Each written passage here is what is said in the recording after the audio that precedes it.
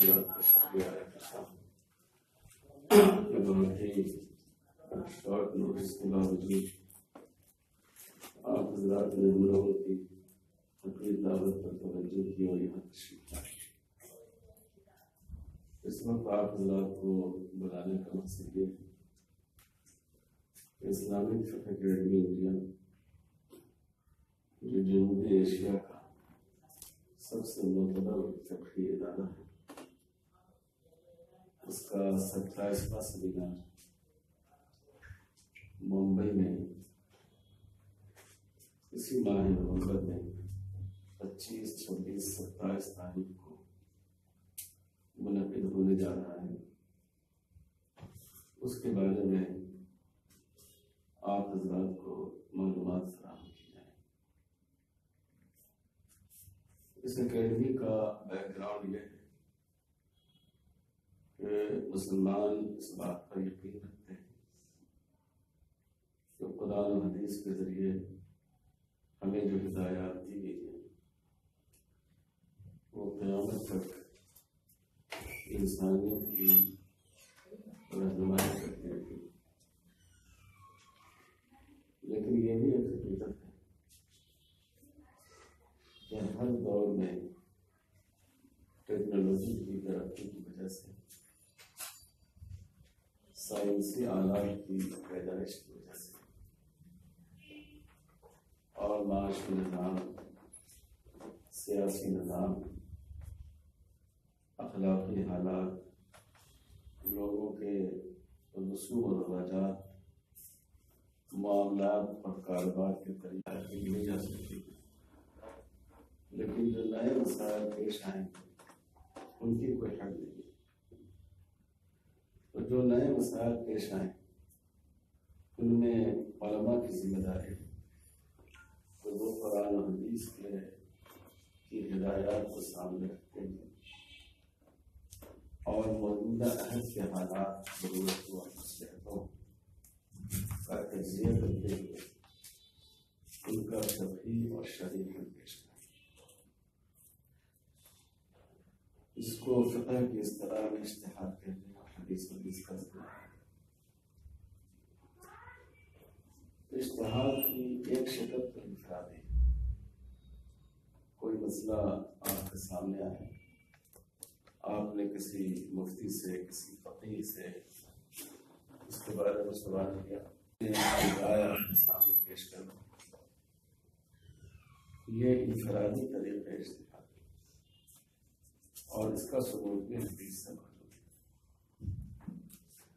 لیکن اجتہاد کہ جب کوئی مسئلہ پیش آئے، خاص ان پر تنہا ایک شخص رائے قائم کرنے کے بجائے علماء، ارباب فقہ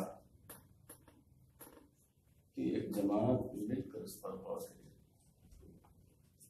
اور اگر اس کا تعلق جدید ٹیکنالوجی سے ہو تو اس کے ماہرین سے اس میں استفادہ کیا جائے اور پھر اس مسئلے کا حل پیش کیا جائے۔ نئے مسائل کے لیے یہ اجتماعی اور شعرائی اجتہاد کا طریقہ زیادہ موزوں ہوتا ہے۔ رسول اللہ صلی اللہ علیہ وسلم کے زمانے میں جب آپ نے حضرت علی رضی اللہ تعالیٰ عنہ کو ایک یمن کے ایک حصے کا قاضی مقرر فرمایا تو انہوں نے آپ سے دریافت کیا کہ اگر کوئی نیا مسئلہ پیش آئے تو ہمیں کیا کرنا چاہیے؟ تو آپ نے فرمایا اجمعوا له الفقهاء والعابدین، اس کے لیے ایسے لوگوں کو جمع کرو جن میں تفقہ ہو، فقہی بصیرت ہو، اللہ تعالیٰ کا تقویٰ بھی ہو، خوف بھی ہو، اور پھر ان سے مشورہ کر کے رائے قائم کرو، تنہا رائے قائم کرنے سے بچو۔ تو اسی لیے نئے مسائل کے لیے اجتماعی اجتہاد کا طریقہ زیادہ ہو۔ حضرت عمر رضی اللہ تعالیٰ عنہ نے بھی اس سے کام لیا، اور خاص کر امام ابو حنیفہ رحمۃ اللہ علیہ جو فارسی النسل تھے اور ان کا قیام کوفہ میں تھا جہاں عربی اور عجمی تہذیب کا جو سنگم تھا، اس لیے وہاں نئے مسائل زیادہ پیدا ہوتے ہیں۔ تہذیبوں کے امتزاج کی وجہ سے۔ تو امام ابو حنیفہ رحمۃ اللہ علیہ نے بھی یہ کوشش کی کہ تنہا اجتہاد کرنے کے بجائے اس میں اپنے شاگردوں اور وہ شاگرد بھی بڑے باعث علماء فقہاء اور عربی زبان و ادب کے علم شناس تھے، ان کو ساتھ لے کر اجتہاد کیا جائے۔ چنانچہ انہوں نے اسی اجتماعی اجتہاد کا طریقہ اختیار کیا اور فقہ اسلامی کی تدبیر کا فریضہ انجام دیا، اور پھر ہر دور میں اس سے کام لیا جاتا ہے۔ یہ جو موجودہ دور ہے 17ویں صدی کی صنعتی انقلاب کے بعد کا دور، اس میں سائنسی ترقی کی وجہ سے مسائل کے پیدا ہونے کی رفتار تیز ہوئی۔ پہلے اگر 25 سال میں کوئی مسئلہ پیدا ہوتا تھا تو ابھی 1 سال میں 25 مسائل پیدا ہو جاتے ہیں۔ تو اس لیے اس بات کی زیادہ ضرورت محسوس ہوئی کہ ایسے اجتماعی ادارے ہوں جو نئے پیدا ہونے والے مسائل پر علماء اور ماہرین کی مدد سے غور کریں اور فیصلہ کریں۔ چنانچہ اسی مقصد کے لیے فقہ اکیڈمیوں کا قیام کا آغاز ہوا، اور سب سے پہلے رابطہ عالم اسلامی کے تحت مکہ مکرمہ میں فقہ اکیڈمی قائم، پھر بعد اور مسلم ملکوں میں بھی قائم۔ لیکن جن ممالک میں مسلمان اقلیت تھے، ان ممالک کے مسائل بہت سی دفعہ مسلم ملکوں سے مختلف ہوتے ہیں۔ ہمارے فقہاء کا ایک اصول ہے کہ وقت کی تبدیلی سے، حالات کی تبدیلی سے، علاقے کی تبدیلی سے، تہذیب کی تبدیلی سے بعض احکام میں تبدیلی قبول کی جاتی ہے۔ تو ہندوستان اور پہلے سے بھی فقہاء نے مسلم ملک اور غیر مسلم اکثریت ملک کے احکام میں بہت سی جگہ فرق کیا ہے۔ تو اس لیے ضرورت تھی کہ مسلم اقلیت ممالک میں بھی فقہ اکیڈمیاں قائم ہوں۔ اس وقت ہندوستان کے علاوہ برطانیہ میں اور امریکہ میں بھی اس طرح کے ادارے قائم ہیں، لیکن ہندوستان کو اس میں اولیت کی شرط حاصل ہے کہ سب سے پہلے ایک غیر مسلم اکثریت ملک میں ہندوستان کا ملک ہے جہاں 1989 میں اسلامک فقہ اکیڈمی کی بنیاد پر۔ اس سے پہلے بھی ہندوستان میں اس طرح کی کچھ کوششیں ہوئی ہیں، لیکن وہ کوششیں بہت محدود درجے کی تھی اور وہ کسی دوسرے ادارے کے ضمن میں تھی۔ اس لیے جس طرح اس کام پر توجہ دی جانی چاہیے وہ نہیں ہوتا۔ اسی لیے حضرت مولانا قادری اسلام صاحب قاسمی رحمۃ اللہ علیہ جو خود بڑے فقیہ تھے، انہوں نے محسوس کیا کہ ایک ادارہ خاص کسی کام کے لیے ہونا چاہیے جس کا اوڑھنا بچھانا ہے۔ چنانچہ 1989 میں اسلامک فقہ اکیڈمی قائم ہوئی، اور اس وقت سے اب تک جو اس کے کام ہیں آپ یہ دیکھیں گے، فقہ سیمینار کے لیے آپ کو یہ 2 لٹریچر آپ کا بھی حوالہ کیا جائے گا، آپ کو اس سے اکیڈمی کی خدمات کا اندازہ ہوگا۔ تو ویسے تو اس کا بہت بڑا کام نشر و اشاعت کے میدان میں کہ تقریباً 200 کتابیں یہاں سے شائع ہیں۔ فقہی سیمیناروں کے جو مجلات مقالات کے مجموعے شائع ہوئے ہیں ان کی تعداد بھی 200 کے قریب ہے، اور وزارت اوقاف کویت سے شائع ہونے والی موسوعہ فقیہ کی 43 جلدوں کا اور غیر عربی زبان میں پہلی بار اکیڈمی نے ترجمہ کیا ہے، اردو میں ترجمہ کیا ہے۔ لیکن اس کا جو سب سے بڑا کام ہے وہ سالانہ فقہی سیمینار ہے، جس کے لیے کم سے کم 6 مہینہ محنت کی جاتی ہے۔ یہ جو سیمینار ہیں، یعنی جو ان سیمیناروں میں جن موضوعات پر بحث کی گئی ہے وہ 120 ہے، اور اس کے ضمن میں آنے والے جو مسائل ہیں ان کی تعداد تو کئی سو ہے۔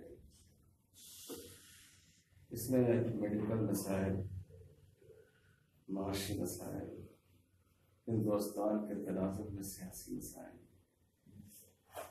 اور جدید ٹیکنالوجی سے پیدا ہونے والے مسائل، سماجی مسائل، ہر طرح کے عنوانات اس میں زیر بحث ہیں۔ یہ جو اکیڈمی کا 27واں سیمینار ہو رہا ہے، یہ سیمینار ہو رہا ہے 4 اہم موضوعات پر، اور یہ چاروں موضوع اگر آج کے حالات کے تناظر میں آپ دیکھیں تو بڑی اہمیت کے ہیں۔ اس کا ایک موضوع ہے طلاق کے بعد کے مسائل، مطلقہ عورتوں کے مسائل۔ اس میں کچھ مسائل طلاق سے متعلق ہیں اور کچھ مسائل یہ ہیں کہ طلاق کے بعد عورتیں جن حالات سے بچا ہوتی ہیں، شریعت کی روشنی میں ان کے حل کی کیا صورت ہو سکتی ہے، کیا کیا گنجائشیں نکلتی ہیں فقہا کے اجتہاد سے، جن سے عورتوں کو فائدہ پہنچایا جا سکتا ہے۔ اور دوسرا موضوع ہے حیوانات اور جانوروں کے متعلق۔ بدقسمتی سے ایک حلقہ اس وقت یہ تاثر دے رہا ہے کہ گویا اسلام جانوروں کے معاملے میں بے واقع ہوا ہے، اور بہت سے غلط فہمیاں بھی ہیں۔ تو حیوانات کے حقوق، حیوانات کے بارے میں اسلامی تعلیمات اور جانوروں کے بارے میں جو سرکاری قانون ہے، اس کے بارے میں شرعی نقطہ نظر کیا ہو سکتا ہے، اور اسلام کے رحمدلانہ جو تعلیمات ہیں جانوروں کے سلسلے میں، اس موضوع یہ ایک موضوع ہے سیمینار، 2 موضوعات یہ ہو جائے۔ تیسرا موضوع یہ ہے کہ ہمارے ملک میں جو نظام تعلیم اس وقت چل رہا ہے، اس نے مذہب اور اخلاقی اقدار کو تعلیم سے نکالنا ہے، اور اب ایک اور کوشش کی جا رہی ہے کہ جو نصاب تعلیم ہے اس کو زعفرانی رنگ دے دیا جائے۔ ان حالات میں مسلمانوں کے لیے اس بات کی بڑی اہمیت ہے کہ وہ خود اثری تعلیمی ادارے ہیں جس میں بہتر معیار پر ماڈرن ایجوکیشن کا انتظام ہو، اور اس کے ساتھ اسلامی ماحول اور بیسک اسلامی تعلیم شامل رکھی جائے، اور مسلمانوں کی تاریخ کے بارے میں جو غلطیاں پیدا کی جا رہی ہیں، مسلمانان ہند کی تاریخ کے بارے میں ان غلط فہمیوں کا بھی ازالہ کیا جائے۔ تو ایسے اسکولوں کے قیام کی کیا اہمیت، اور پھر جب اسکول قائم ہو تو بہت سے مسائل پیدا ہوتے ہیں اسکول میں، کوئی ایجوکیشن کا مسئلہ ہے، مثلا ڈونیشن کا مسئلہ ہے، اور بھی بہت سے مسائل ہیں، نصابی کتابوں کا مسئلہ ہے، تعلیم و تدریس کے لیے جو وسائل آج استعمال کیے جاتے ہیں ان کے شرعی جواز کا مسئلہ ہے۔ تو تیسرا موضوع یہ رکھا گیا ہے، اور چوتھا موضوع یہ ہے کہ اس وقت دیہاتوں کی آبادی امٹ کر شہر کی طرف آ رہی ہے، خاص کر جو بڑے شہر ہیں۔ اس کی وجہ سے لوگ زمین پر پھیلنے کی بجائے آسمان چھونے کی کوشش کر رہے ہیں، اور ملٹی لیول بلڈنگیں تعمیر ہو رہی ہیں۔ تو ایک بہت بڑا بزنس اس وقت فلیٹس کی خرید و فروخت، اس میں کچھ ملک کے قوانین بھی ہیں، بعض لوگ ان کی پوری رعایت نہیں کرتے ہیں، ان سے متعلق بہت سے شرعی مسائل پیدا ہوتے ہیں۔ یہ بڑا اہم مسئلہ ہو گیا اس وقت کثرت سے جو ہندوستان کے سوالات کی جاتی ہیں۔ تو یہ بھی ایک اہم موضوع ہے جس پر انشاءاللہ اس سیمینار میں، اور یہ جو رسالہ ہے فقہی سیمینار سرکار ہے، اس میں وہ تمام عنوانات، ان کے سوال نامے یہ تفصیل سے دیے گئے ہیں۔ اگر آپ میں سے کسی کے پاس ہے تو آپ سے اس کو بھی کرنا چاہیے۔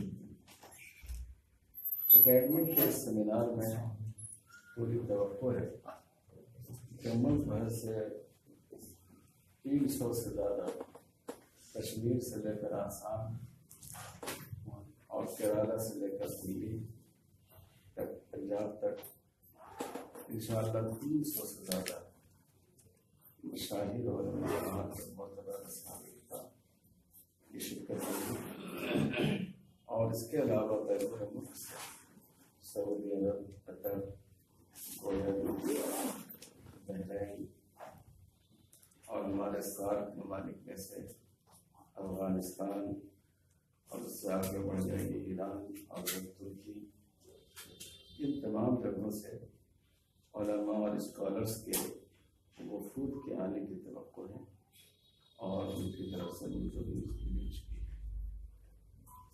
تو امید ہے کہ انشاءاللہ یہ ایک تاریخی سیمینار ہوگا، اور ہمارے ملک میں اس وقت مسلمان جن مسائل سے شرعی پہلو سے دوچار ہے، دیکھیے سیاست یہ اکیڈمی کا موضوع نہیں ہے، معیشت، تعلیم براہ راست اکیڈمی کے ذمے میں نہیں ہے، لیکن یہ ایک تحقیقی ادارہ ہے، اور ان تمام شبہات زندگی میں اسلامی تعلیمات اور ہدایات میں قرآن و حدیث کی روشنی میں اور موجودہ حالات اور مسائل کے تناظر میں اس کا تجزیہ کر کے اکیڈمی میں ترتیب پیش کرتی ہے۔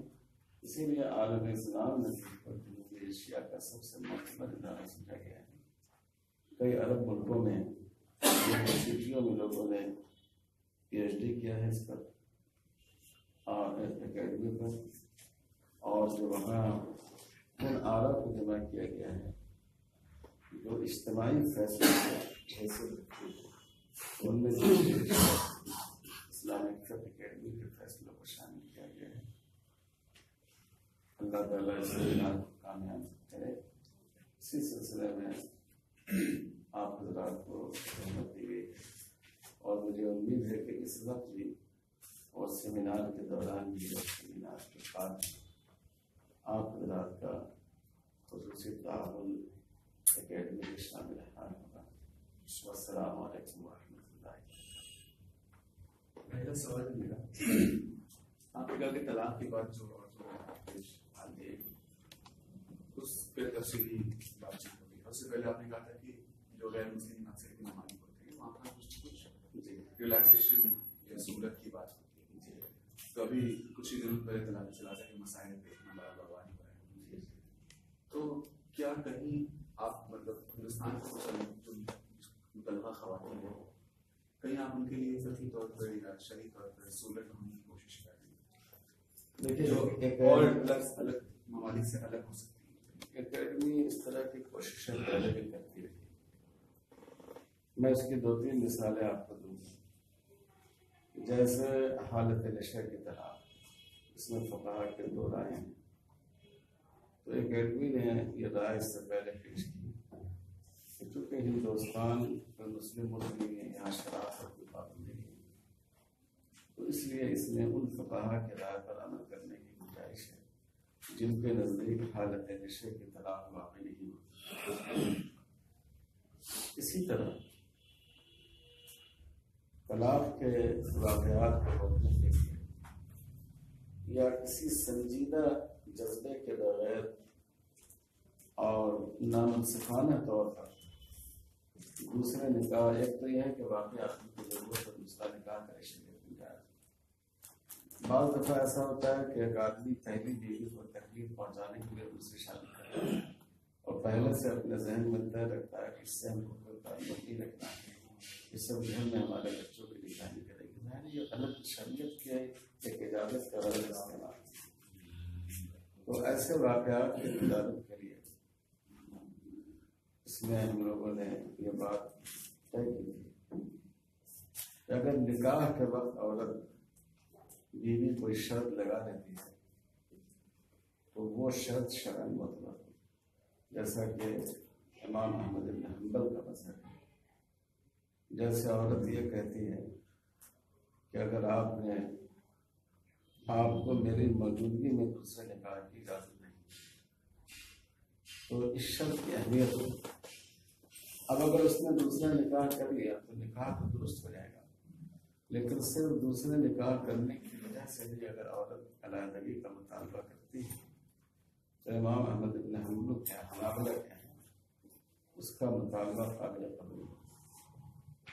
تو یہ اس مسئلے کو اکیڈمی نے سے پہلے پیش کیا۔ اس میں جو طلاق کا معاملہ جو اس پر بھی میں اسی طرح میں سوال کرتا ہوں جو طلاق بہت طلاق بہت بڑا مسئلہ ہے. مسئلہ کیا ہے کہ طلاق کے بعد جو عورت کی جو جن حالات سے دوچار ہوتی ہے، خاص طور سے ان کے رہنے سہنے کا، بچہ اگر چھوٹے بچے بچوں کا معاملہ ہے، سب سے بڑا مسئلہ جو ہے وہ یعنی کہ پیسے کا ہوتا ہے، مالیت کا ہوتا ہے. وہ اگر ماں باپ نہیں ہے تو بھائی رکھنے کے تیار نہیں ہے. تو آپ لوگ کیا کوئی ایسا سسٹم یا معاشرے میں ایسا کچھ بنانے جا رہے ہیں جس سے اگر کسی طرح کوئی حالات سے دوچار ہو کوئی عورت، اس کے کسی طرح کا کوئی انتظام یا کوئی ڈائریکشن دیا جائے کہ بھائی وہ اس کے لیے انتظام کرے؟ اس کے لیے میں وہی بول رہا تھا، اسی کے لیے جو طلاق کے بیجا طلاق کے واقعات پیش آتے ہیں، اور طلاق کے بعد پھر جو مطلقہ ہوتی ہے اس کی پرورش اور اس کی کفالت دشوار ہو جاتی ہے. تو علی گڑھ میں جو اکیڈمی کا سیمینار ہوا تھا، اس میں ایک فیصلہ اکیڈمی نے کیا تھا مشروط مہر کا، کہ اگر مشروط مہر یعنی عورت نکاح کے وقت اگر یہ کہیں کہ کنڈیشنل مہر ایسا ہو جو کنڈیشن سے جڑے ہوئے مہر کی مقدار، کہ اگر کوئی عورت نکاح کے وقت یہ کہے کہ اگر تم نے مجھے طلاق دی یا مجھے تم نے 3 طلاق دی تو میرا مہر مثلاً 2 لاکھ روپے ہوگا، اور بڑھا دے، اور اگر نارمل مہر 5,000 ہے، لیکن اگر تم نے ایسا کیا تو 2 لاکھ مہر ہوگا. تو یہ شرط امام ابو حنیفہ کے جو دونوں شاگرد ہیں صاحب ہیں ان کے یہاں قابل قبول ہے. اکیڈمی نے اس کے مطابق فیصلہ کیا. اس کا دونوں مقصد تھا، طلاق کے واقعات کو کم کرنا، اور دوسرے طلاق کے بعد عورت کو ایک ایسی خطیت رقم مل جائے جس کے ذریعے وہ اپنی ضرورت کو کسی حد تک.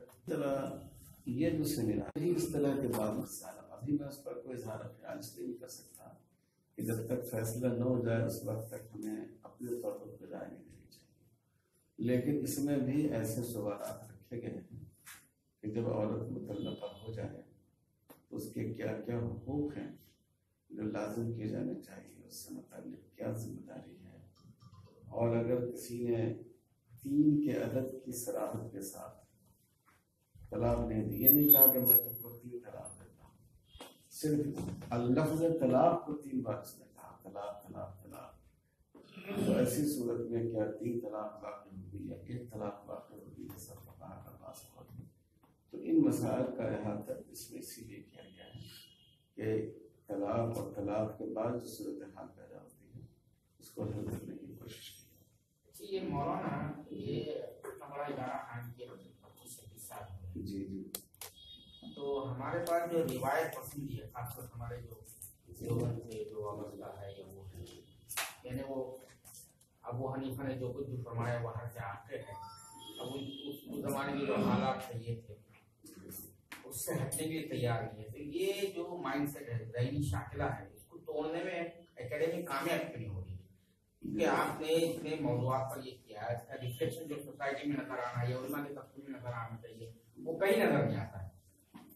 میں اصل میں یہ کرتا ہوں کہ ایک تو خود دیوبند میں بہت سے مسائل میں جو امام ابو حنیفہ رحمۃ اللہ علیہ کے رائے ہیں، اس رائے سے یہاں کے مسائل کے اعتبار سے گریز بھی کیا ہے.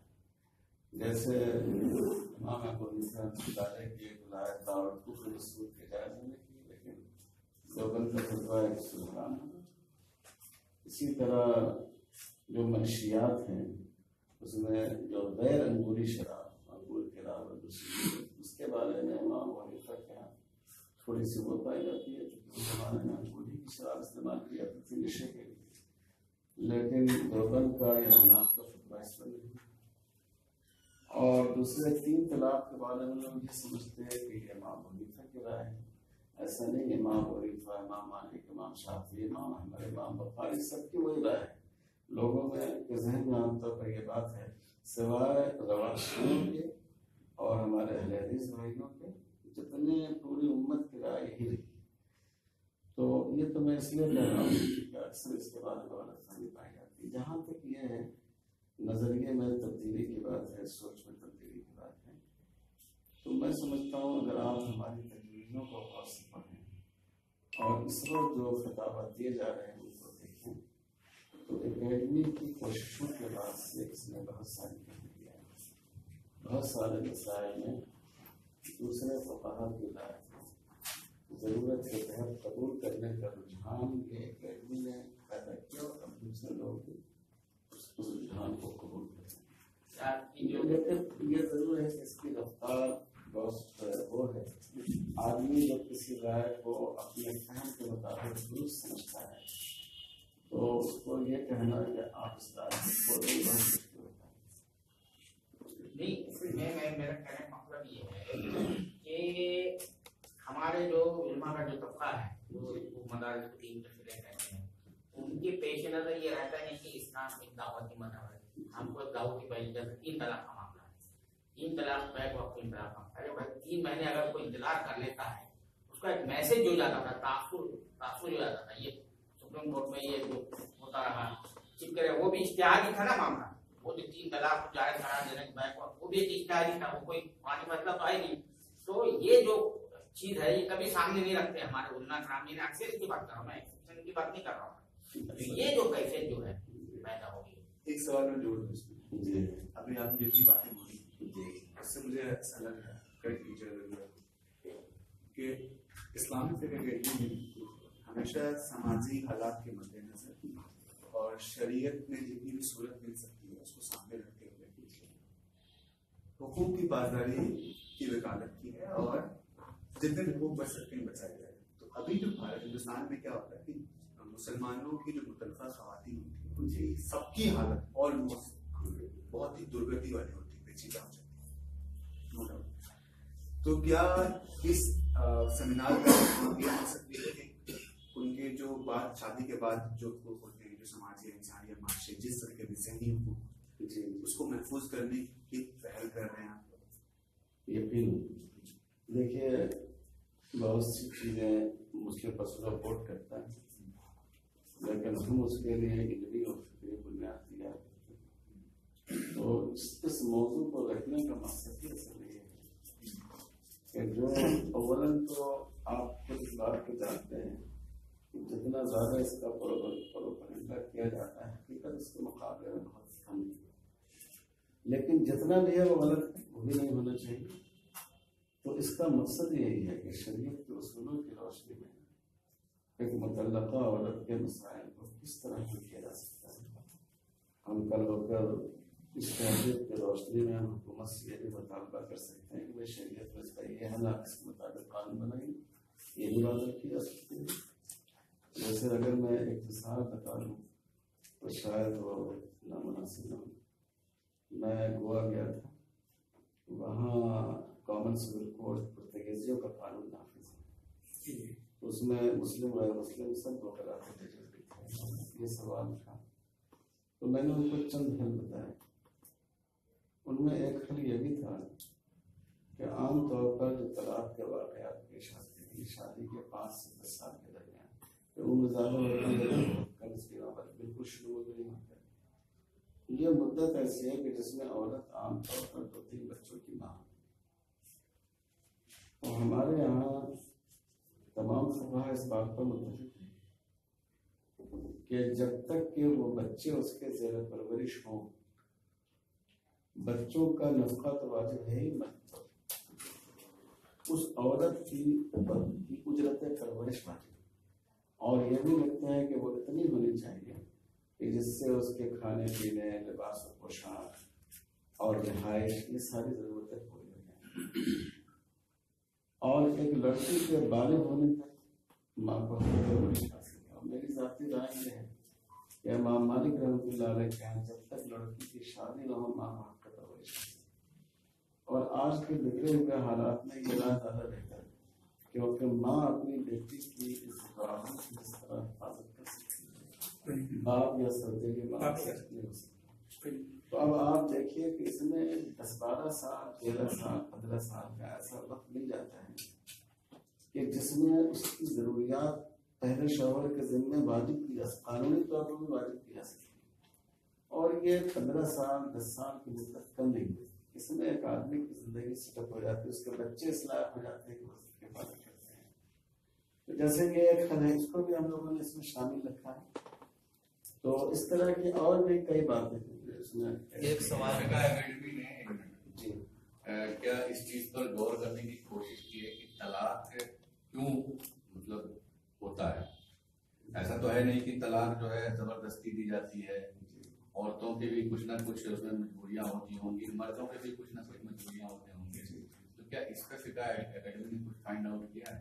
دیکھیے اصل میں ان کا اتنا درد ہاں نہیں درد نہیں ہے، کوئی طلاق ہوتا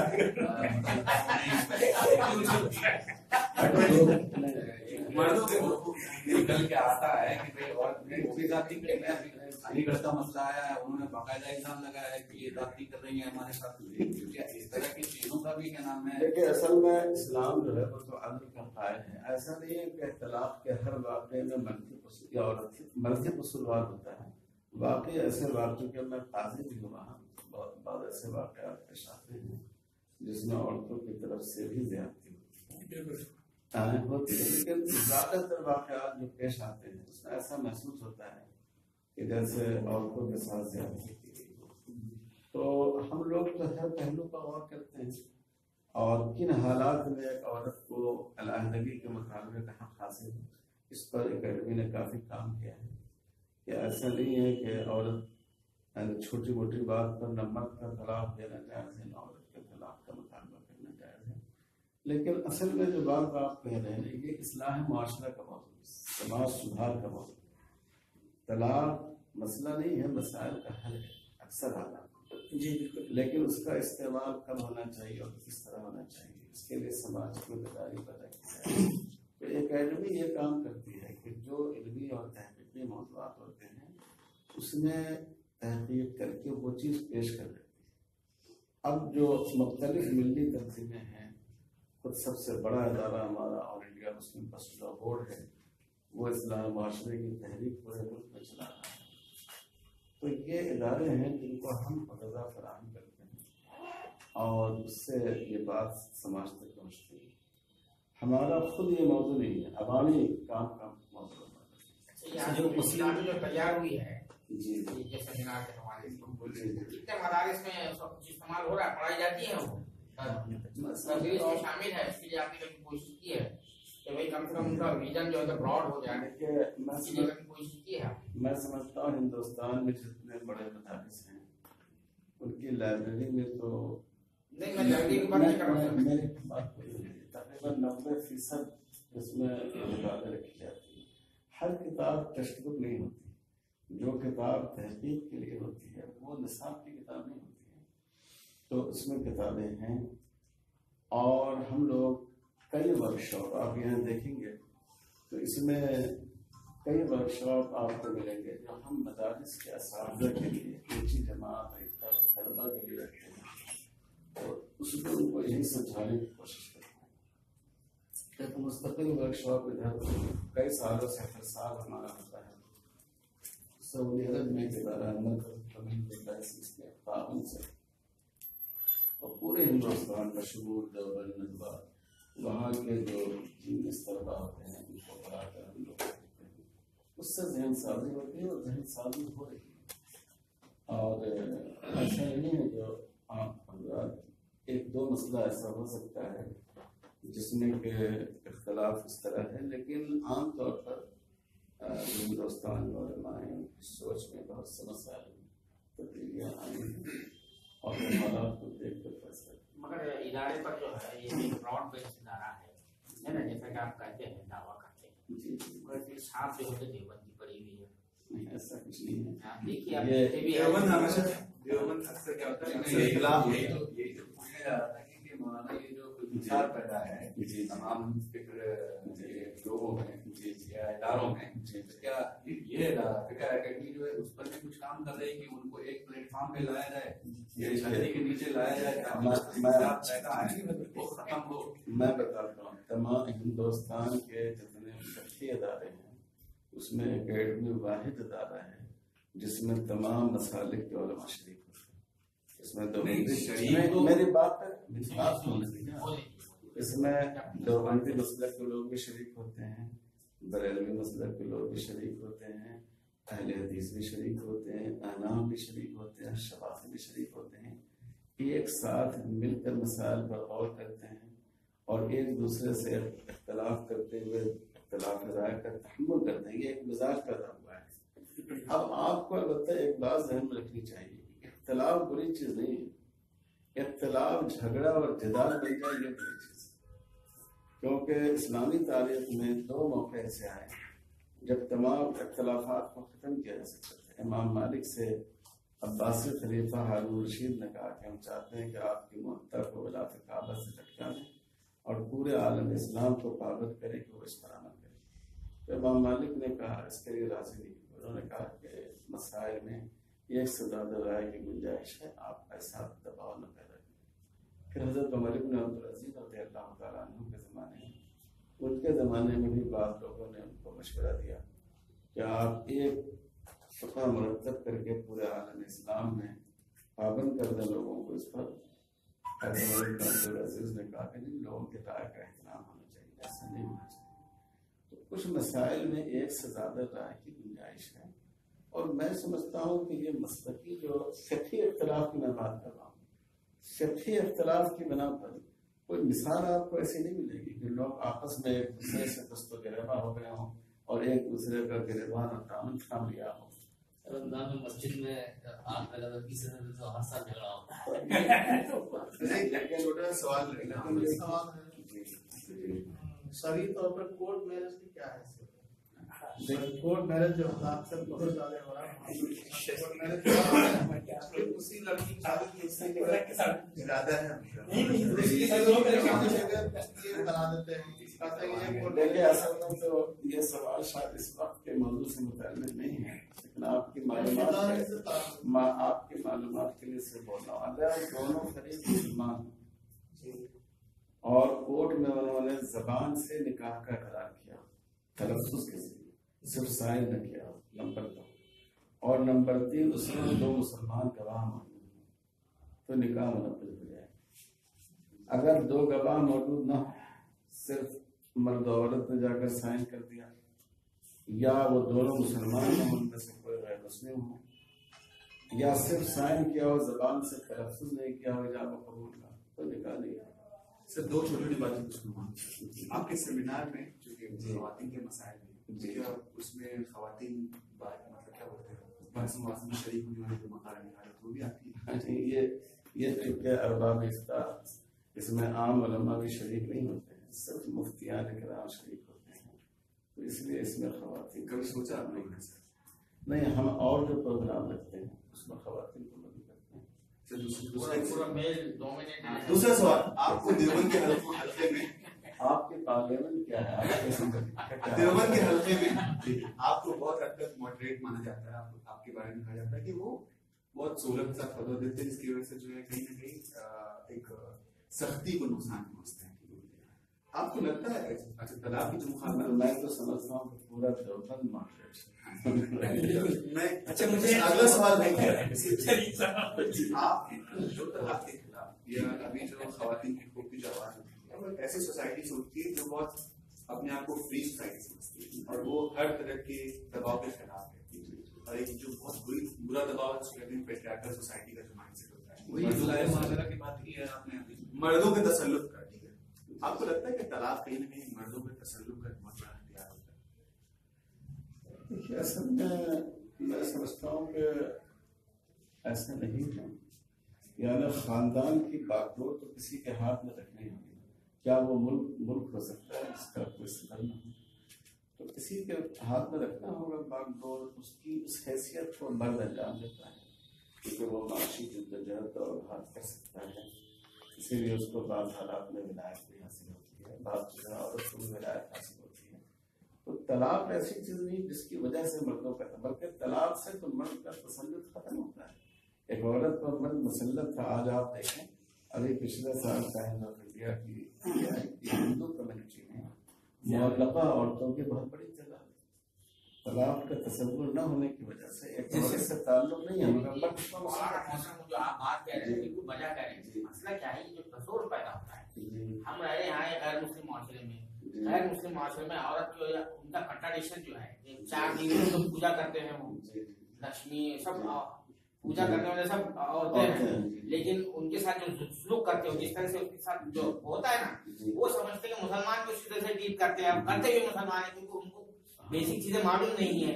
تو یہ جو تصور جو بنا ہوا ہے نا مسلمانوں میں بھی غیر مسلموں کو جو اثرات تھے شادی بیاہ کو کرتے ہیں تو اس کے نتیجے میں جو ریفلیکشن آتا ہے یہ ہے. اچھا ایک بار معافی چاہتے ہیں آپ کو لگتا ہے کسی نے 3 طلاق دیا جی تو اس کے خلاف سماجی عقوبات بھی لگیں گے؟ بالکل بالکل ہم لوگ اس کے حق میں ہیں.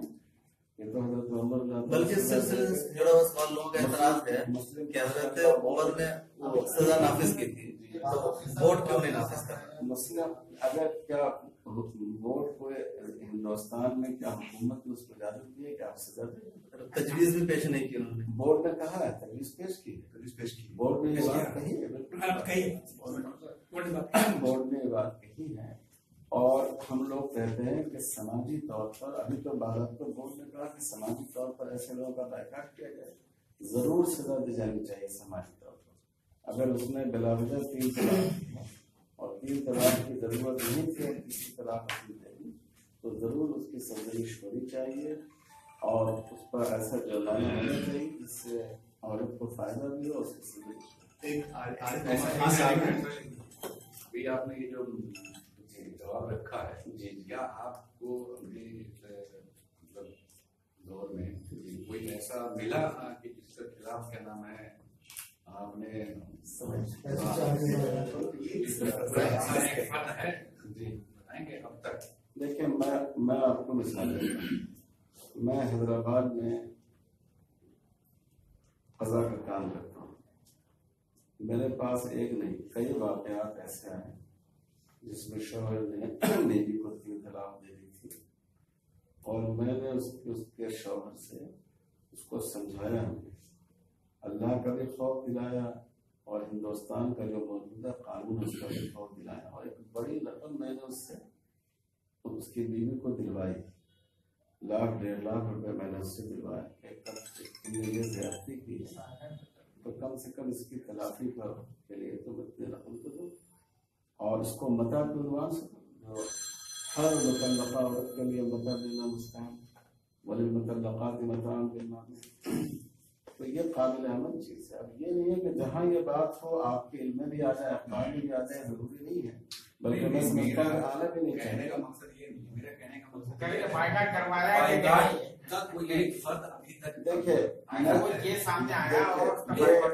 جب تک منظر عام پہ آئے گا نہیں جب تک لوگوں میں پہنچے گا نہیں جب تک لوگوں کو معلوم نہیں ہوگا کہ بھائی ان کا یہ بات میرے علم میں نہیں ہے اور میں سمجھتا ہوں کہ آج کے حالات میں اس طرح کا بائیکاٹ مؤثر نہیں ہو سکتا. ایک سوال یہ ہے کہ پہلے کے جو فقہا تھے ان کے آپس میں کافی وسعت ظرفی پائی جا رہی تھی. آج کے دور کے بارے میں کہا جاتا ہے کہ بہت زیادہ شدت ہے ایک دوسرے کے مسئلوں کو تسلیم نہیں کرتے ہیں. یہ معاملہ یہ اس میں حقیقت بہت کم ہے. دیکھیے میں بتاتا ہوں ہندوستان میں سب سے بڑا مدرسہ شفافیہ کا فوکن میں اس میں کئی اساتذہ میرے شامل اور وہ لوگ بڑے اہتمام سے مجھے بلاتے ہیں اور کبھی کوئی اختلاف نہیں ہوا کبھی کوئی بدنظمی پیدا نہیں ہوا. میں جس ادارے میں پڑھاتا ہوں اس میں شافعی اور حدیث طلبہ. دوسرا سوال یہ ہے کہ آپ نے کہا کہ جو غیر مسلم ممالک ان کے جو احکامات ہوتے ہیں مسلم ممالک سے مختلف ہوتے ہیں. تمام ہمارے یہاں جو ہندوستان کے مدارس میں جو فقہ کا نصاب ہے وہ سارا وہی ہے جو ملکوں کے لیے لکھا گیا تھا ہندوستان کے لیے نہیں ہے اور نہ جو جدید مسائل ہیں اس کا بھی اس میں وہ تذکرہ ملتا ہے. لیکن اصل میں کتاب بدلنے کی ضرورت نہیں ہے. کتاب کی تطبیق میں اس کو سامنے رکھنے کی سمجھ رہے ہیں. جیسے ہم کوئی بھی بات پڑھائیں گے جیسے ایک مسئلہ ہمارے یہاں یہ کہ بھائی رشوت حرام ہے سود لینا بھی حرام ہے سود لینا بھی حرام ہے لیکن ہمارے ملکوں میں بعض دفعہ صورتحال اس سے بہت مختلف ہے اس پر عمل کرنا مشکل ہو جاتا ہے. وہاں استاد کا کام ہے کہ وہ طالب علم کو سمجھائے. جیسے اگر آپ حلال و حرام جانور کا بیان پڑھائیں तो उसमें बहुत से वो जानवर भी हलाल हैं कि हमारे मुल्क के कानून के लिहाज से उनको ज़बह करने को माना, तो वहाँ उस बात को समझाना चाहिए कि इस मुल्क के माहौल में निसाब की तब्दीली इसमें ज़्यादा मौसम है। इसमें जो हालात हैं उस्ताद पढ़ाते हैं लेकिन तलबा को पता नहीं चल रहा था। जैसे एजुकेशन लोन है, कई सारे लोन है जिस पे बहुत सारे जदीद फैसले आ गए, लेकिन वही पता है कि सूद हराम है, तो हर एक दूसरे से जोड़ कर देखते हैं। हमारी कमियां हैं। सब किताब एक बात है कि इतनी बड़ी एकेडमी को इतनी बड़ी मिसाल है ना कि सब लोग आगे बैठते हैं उनके सर, वो अलग बात है कि एक सवाल ये है, थोड़ा सा क्योंकि उलमा के ताल्लुक से ही सवाल है कि आप मुख्तलिफ तरह के वर्कशॉप और तरबियत की वो कर देते हैं। आजकल के उलमा कराम सबसे ज्यादा उल्टे सीधे जो बयान देते हैं वो उलमा कराम है, तो क्या उलमा कराम के लिए कोई तरबियती कोर्स या तरबियती कैंप शुरू करने जा रहे हैं? देखिए उलमा कम कहते हैं, उलमा नुमा लोग कहते हैं। हमारे हिंदुस्तान के मीडिया में उसको दाढ़ी हो और टोपी सर पर हो,